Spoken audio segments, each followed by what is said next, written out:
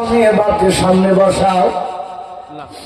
আল্লাহর নবী জনাবে মুহাম্মদ রাসূলুল্লাহ সাল্লাল্লাহু তাআলা আলাইহি ওয়াসাল্লাম নবী আমার কাছে এসে দাঁড়ালেন, বলে চাচা আপনি আমাকে ডাকলেন? বলে হ্যাঁ বাবা।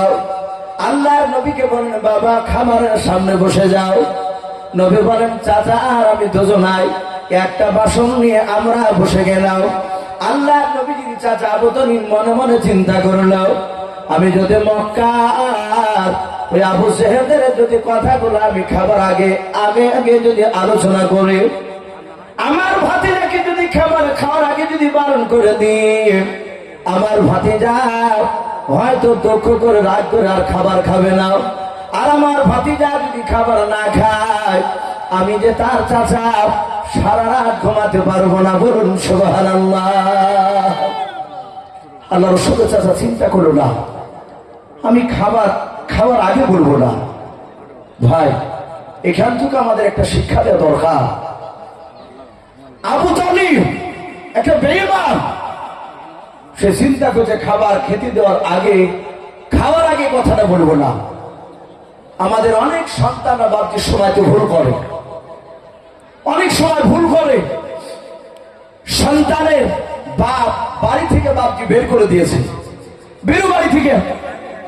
দেখা গেল বাড়ি থেকে বেরিয়ে গিয়ে পাশে হয় পুকুর পাড়ে, না হলে কোন একটা কারো বাড়ি বাপজি চালা থেকে বসকে গিয়ে বসে, দোকানে বসে আছে। বাপ থাকতে পারবে কিন্তু জনম দুঃখিনী মা থাকতে পারবে না। সবাই খাবার কাছে সন্তান নাই, তখন মা কি করে গোপনে সন্তানের কাছে যায়। আসলে চলে বাপজি খাবার মুখে নিয়ে খাবারের বাসন নিয়ে গিয়ে হাতে বলেছে বেটা খা।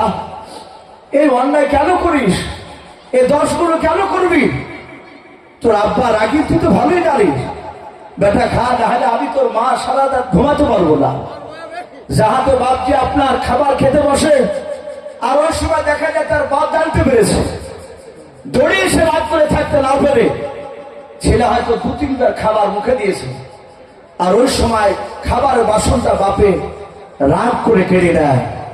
অনেক বাপ আছে কেড়ে নেয় সন্তানের কাছ থেকে। যখন খাবারের বাসনটা কেড়ে নেয় খেতে খেতে, আমার মনে হয় পৃথিবীতে এর চেয়ে বড় অপমান আর হতে পারে না। সন্তানের কাছ থেকে কেড়ে নিলে শয়তান তাদের মাথাতে এসে চেপে যায়। অনেক সময় দেখা যায় গাছের ডালে গলায় দড়ি দিয়ে সে সন্তান চলে বিষ খায়, ছাদ থেকে ঝাঁপ দেয়, রেল লাইনে গলা দেয়, দয়নায় এরকম হয় না? অনেক রাগ করে দিয়ে দেয়। এই জন্য বাপজি সন্তান রাগ করলে ভুল করলে তো আমাদেরই সন্তান, ভুল করলে তাকে রাগ করে আপনি কথা বলেন না, তাকে বুঝিয়ে মধুর সুরে বলো। আল্লাহ কোরআন পাকে শিখে দিয়েছে সন্তানের সাথে কিভাবে কথা বলা যায়। আমরা বলতে জানি নাই, আমাদের ছেলেরাও কথা মানতে চায় না, আমাদের বাপ মাদের কথা বলার ধাঁচও ভালো নেই। অনেকে আমরা সন্তানকে নামাজের হুকুম করি, কি বলি? যদি নাম হয় আব্দুল জাব্বার, তো সন্তানকে নামাজ পড়ার লেগে তালকিন করছে, এই জাব্বারিয়া নামাজ পড়বি না? জাব্বারিয়ে বাপে বেটাকে আব্দুল জাব্বারকে জাব্বারিয়ে, বেটাও বাকি হনুমানের তো দাঁত বুঝিয়ে বলছে কবে থেকে নামাজ পড়ছো? এটা ৩-৪ মাস থেকে লাগিয়েছো নামাজ পড়তে।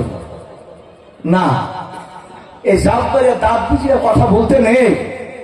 খাবার খেতে বসলে একটু মধুর সুরে মাথায় হাত বোলা। আপনার সন্তান লোকমান হাকিম, কোরআন শরীফে তার নাম দিয়েছেন আল্লাহ। এ লোকমান হাকিম তার সন্তানকে বাপজি নসিহত করছে, ক্বালা ইয়া বুনাইয়া লা তুশরিক বিল্লাহ। এই যে কথাটা নসিহত করছে লোকমান হাকিম, তার সন্তানকে আল্লাহ ভালোবেসে কথাটা তুলে দিয়েছে। এই যে লোকমান হাকিম বলছেন, হে আমার কলিজার টুকরা সন্তান, তুমি শিরক করো না। এই যে কলিজার টুকরা সন্তান, মহব্বতে সন্তান বলে যে বাপজি ইয়া বুনাইয়া বলে ডাকলে, এখানে জাব্বারি এরকম দাঁত বুঝিয়ে ডাকেনি, মধুর সুরে বাপকে ডাক দিয়েছে। কথার বলার ধ্বংসীরা মনে হয়েছে লোকমান হাকিমের সন্তানটা মনে হয় বুঝি ছোট ছিল। না, ছোট ছিল না, তখনও প্রায় মোটামুটি ৩-৪ ছেলের বাপ ছিলেন অনেক। অত বড় সন্তানকে লোকমান হাকিম, হে আমার কলিজা টুকরা সন্তান, আল্লাহর সাথে শিরিক করো না। কত মধুর সুরে ডাক। আমরা ডাকি না সন্তানদেরকে? একটু বুঝে যদি ডাকা যায়, বলা যায়, দেখবেন সন্তান নরম হবে। নিশ্চয় আপনি বারবার ডাকতে গিয়ে মধুর সুরে ডাকবেন, সন্তান মসজিদে না গিয়ে থাকতে পারবে না। আপনি জিদ ধরবেন, সন্তান বাপকে বেকায় অন্য রাস্তায় যাবে। রাগ করে বাপকে কেউ কোনো জিনিস প্রতিষ্ঠিত করতে পারেনি। মহাব্বতে বাপকে করা লাগবে। দিনের দাওয়াত আবু জেহেলরা চেষ্টা করেছিল যে আল্লাহ রাসূল সাল্লাল্লাহু তাআলা আলাইহি ওয়াসাল্লামের এই কলমার দাওয়াত দিনকে ধুলার সাথে তাড়াতাড়ি মিশে দেব। পেরেছিল ভাই? কথা বলে পারে নাই।